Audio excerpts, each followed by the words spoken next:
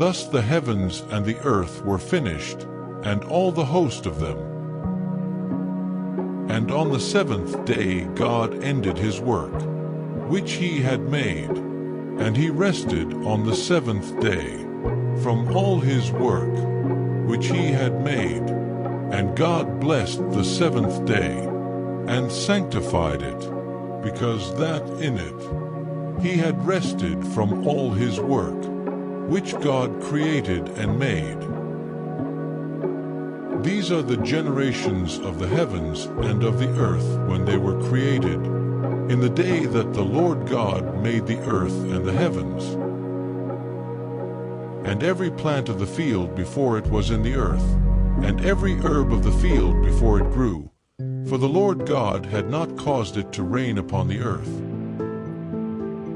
And there was not a man to till the ground, but there went up a mist from the earth, and watered the whole face of the ground. And the Lord God formed man of the dust of the ground, and breathed into his nostrils the breath of life, and man became a living soul. And the Lord God planted a garden eastward in Eden, and there he put the man whom he had formed. And out of the ground made the Lord God to grow every tree that is pleasant to the sight, and good for food. The tree of life also in the midst of the garden, and the tree of knowledge of good and evil. And a river went out of Eden to water the garden, and from thence it was parted, and became into 4 heads. The name of the first is Pison. That is it which compasseth the whole land of Havilah, where there is gold. And the gold of that land is good. There is bdellium and the onyx stone. And the name of the second river is Gihon. The same is it that compasseth the whole land of Ethiopia.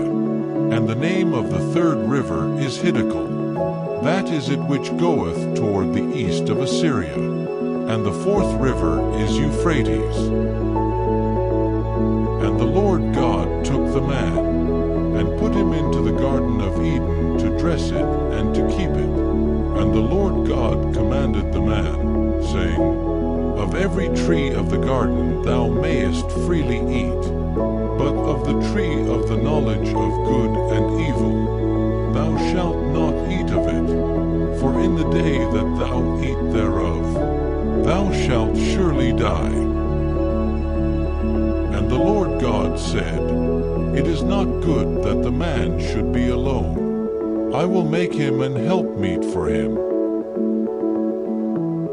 And out of the ground the Lord God formed every beast of the field, and every fowl of the air, and brought them unto Adam to see what he would call them. And whatsoever Adam called every living creature, that was the name thereof. And Adam gave names to all cattle, and to the fowl of the air, and to every beast of the field. But for Adam there was not found an helpmeet for him. And the Lord God caused a deep sleep to fall upon Adam, and he slept. And he took one of his ribs, and closed up the flesh instead thereof. And the rib, which the Lord God had taken from man, made he a woman, and brought her unto the man. And Adam said, This is now bone of my bones, and flesh of my flesh. She shall be called woman, because she was taken out of man. Therefore shall a man leave his father and his mother, and shall cleave unto his wife, and they shall be one flesh. And they were both naked, the man and his wife, and were not ashamed.